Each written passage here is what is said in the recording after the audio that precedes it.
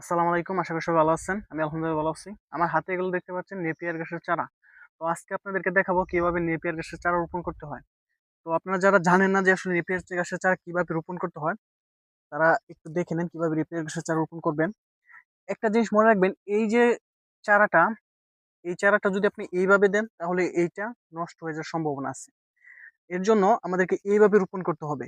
এখন আপনি এভাবে শোয়ায়ও দিতে পারেন, সমস্যা নাই। কারণ এই চারাটা উপর দিকে উঠা পড়বে, এটা উপর দিকে উঠা পড়বে, এটা উপর দিকে, একটা চারাও নিচ যাবে না। আপনি একটু উপর দিকে দিতে পারেন, কোনো সমস্যা নাই।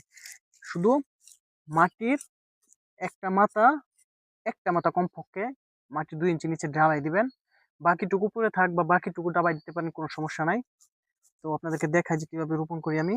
এই যে, এই যে, এভাবে একটু মাটিতে দিবেন। আপনি একটা মাথা একটু উপরে দিলে ভালো হয়, কিন্তু একটা মাথা অবশ্যই মাটির 2 ইঞ্চি নিচে দাবিয়ে দিতে হবে।